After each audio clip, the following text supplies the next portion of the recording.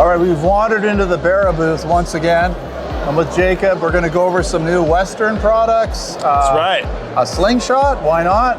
And a PCP rifle. So let's get started. Yeah, we just we love everything, so we're just trying to do as much as we can. But for us, everything started with the Western. So we're really excited. We are launching this new version of a PCP, really. Yeah. And so everything started for us with the 1866 multi-pump. That was our first new item that we launched back in 2019. So this is our newest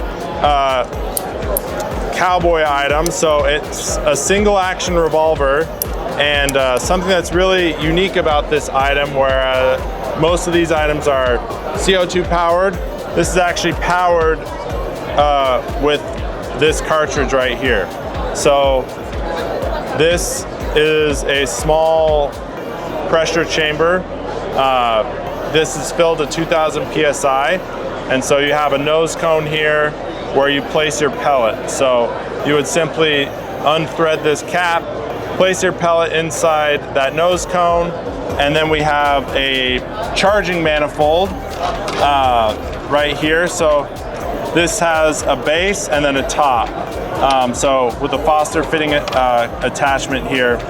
So you'd place your cartridges in this charging manifold, place the top plate down here, thread this on, and then you charge these to pressure. So all 6 at a time, one time. 6 at a time, that's right. Awesome. So the nice thing, you know, you have a basic compressor, you charge these in about 30 seconds, 2000 PSI. The other nice thing about this is to potentially, hey, I want to shoot lower power, fill them to 1000 PSI or 1500 PSI. How many pumps with a hand pump? With a hand pump? Like the foot guy. Yeah, so that one, I think it's around like 10 pumps. Okay, so a minute, under a minute. Yeah, so pretty quick. With that, we recommend, like, when you're doing a hand pump, it's usually a little better if you like hand pump it and then degas it, and then basically like get the pressure up again, because then you're gonna have more consistent filling in the cartridges. Got it. With the air compressor, that's not an issue. So that really comes down to, like, if you want every cartridge at the exact same pressure level, we recommend doing that like 2 times. Okay. If you have the compressor, don't have to. You don't have to worry about it. So once you charge all your cartridges, you'd simply take your nose cones with pellets, and then you simply thread these right back on. And this is really 177 right now? These are 22. 22, okay. Yep. So really simple to thread these right back on, and then you're just going to go ahead and load the cylinder on your pistol. So you'll go into a half cock and then drop these right in to the pistol. Easy. And so then once you've spent your cartridges, you'll simply take those right out, and then you would refill them. Just like the standard shell Just loading. like, yeah, exactly. Okay. So that's, and then this is the frame of the pistol. So we're gonna do several versions of this, but this is going to be the first version right here. It's going to be brass framed. It's probably one of the revolver. nicest production. The quality is probably the nicest production I've seen in most air guns. Like, it's apparently it's made by a real air. Yeah, so this is made in Italy. So higher quality materials, and a lot of that is. This is a lot simpler than, you know, a CO2 air gun where you have all the different valves and seals, small components. The complexity is in this cartridge, and then you're simply dropping this. So it's just in built here. like a regular firearm. Very similar. Just scaled down barrel and. Yeah, exactly. Now we've taken some precautions. Obviously, we don't want anyone to try and fire a live round in this this gun. So if it will not fit a live round. But if someone were to try and modify this to take a live round and somehow get it to fire that round, it would explode in their face. Because we've taken some out of anything if you really wanted to, but this is good. Would be really hard. Yeah, so we've modified this in here. So if someone were to actually fire a shot, then the gun's going to combust, essentially. So not safe to fire live rounds, but it's still made high quality materials, very similar function that you would get with a firearm, and it's shooting the cartridges. So and inexpensive, right? Just pellets and a foot pump, and you can once you get your pump, these are going to be pretty inexpensive as well. You can buy more cartridges, you know, and you can load up.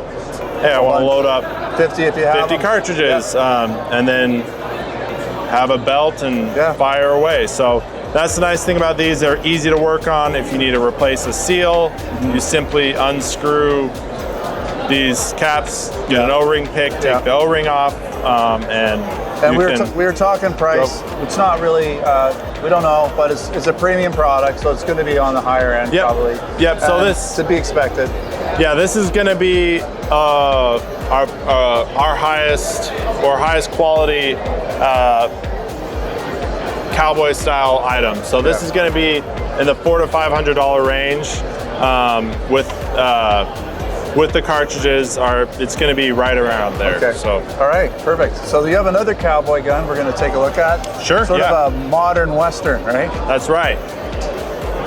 So what's this bad boy all about? All right. So next up, we launched our CO2 powered 1866 lever action a few years ago.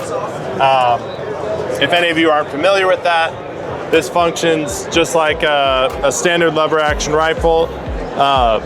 So it's powered by 2 CO2 cartridges in the buttstock of the gun. So you have a valve cap here. You place 2 CO2 cartridges in there, and then you're loading the cartridges just right into the body here. You have your magazine well, and each cartridge will take a pellet, and then you're just firing a shot, ejecting, and then chasing them all over the place. then chasing them. Now if you do lose these, they're fair. That's true. I'll do that next time. Not too expensive to replace, but this gun's been really popular for us. We have a removable Picatinny rail section on here if you want to add a red dot.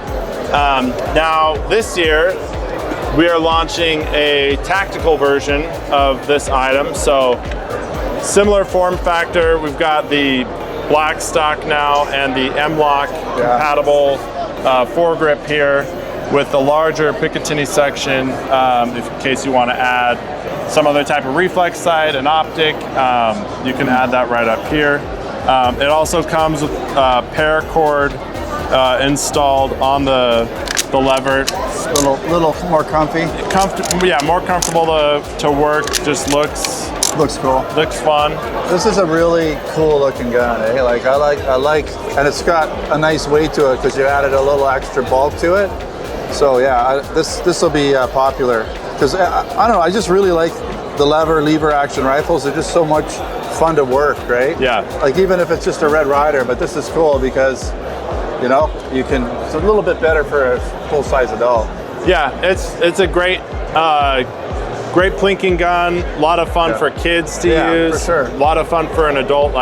Just kind of makes you feel like a kid again. At least for me, it does. Yeah. So they're just an iconic item. And that's 22 caliber, right? Yeah, this will be 22 caliber as well. We are going to offer 177 as well, but 22 has been the most popular caliber for this item for us. So where we're going to be focused on. And if that's a little overkill for you and you want something even more simple, yeah, that's right. We're launching a slingshot this coming year. So this biggest upgrade to this is you have an internal magazine here in the frame. So you simply load your steel shot right into your grip, and then is it just each gravity time, fed? Yeah, just a gravity fed magazine. A whole bunch come out all at once? Or? So the nice thing, we've got a little a gate here essentially. So when I pull this, it's only going to release one. Oh, nice. One steel BB or clay shot. So it's only going to release the one, and then when you release it basically loads another in that chamber to be released. So you only have to worry about one coming out, and then you're good to go from there.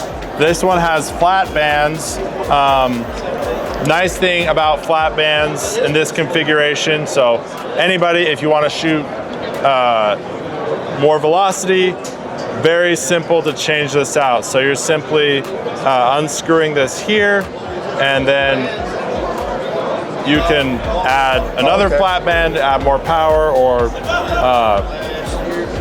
more higher tensile strength bands. So you can kind of set this up. Or tears if it breaks, really easy to replace. You don't have to worry about tubular bands. Can be a real challenge. A lot of people just buy a new slingshot rather than replace the tubular bands. It's got a built-in sight.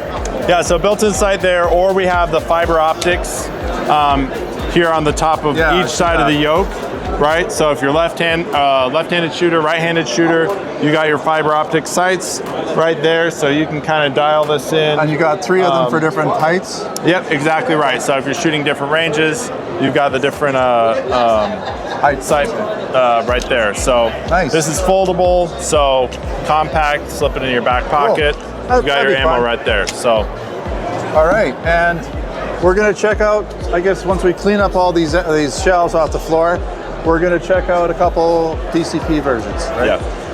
Well, hold on, no, straight. Say that again, Mike. Where are you going? We're going over here to the break barrel rifles now. Lots to look at. Lots of stuff. So we have 2 different versions here. So we have a AK style, M16 style break barrel. So this is a replica shape. So these are non-functional controls here, but this functions like your standard break barrel rifle. You load a pellet right into the breech and fire away. And the caliber again for this one? This one is going to be 177 to 25 caliber. Okay. So this one, it will come with the adjustable fixed sights. You'll also have the Picatinny rail there if you want to add an optic of your choice. Same with the M16. So we'll have the classic carry handle sight here. Adjustable, right? And then you can remove that and add some other type of optic. Yep, exactly. So the setup the same way in terms of the brake barrel, the linkage, all that's set up just like the AK. All right, so next up, this is something we're really excited about, been working on for a while now. We just got this first pre-production prototype here in my hand. So this is our newest PCP. This is a 300Z. So we've got a foldable buttstock here, 1911 Picatinny rail here on the back, and then we have your pressure gauges here on the right, adjustable 2-stage trigger. We've got an externally adjustable regulator here. So it's one for your tank pressure and one for your regulator pressure? Correct, yeah. Okay. So here's the external adjustable knob. It's just this brass knob. And then we have the side lever here. It's ambidextrous, so set up right now in right-hand configuration, but someone could easily take this out, switch it to left. Rotary mag holds how many? Rotary mag, yeah, that's right. So this one here is 30 caliber. 30? I think 8 rounds in the rotary mag for 30, if I remember correctly. So it'll have ARCA rail here and then M-LOK. And this one, we're testing, it's about up to 80 foot-pounds in 30 caliber. Wow. So you could take out some medium-sized game. Yeah, so this will be pretty powerful.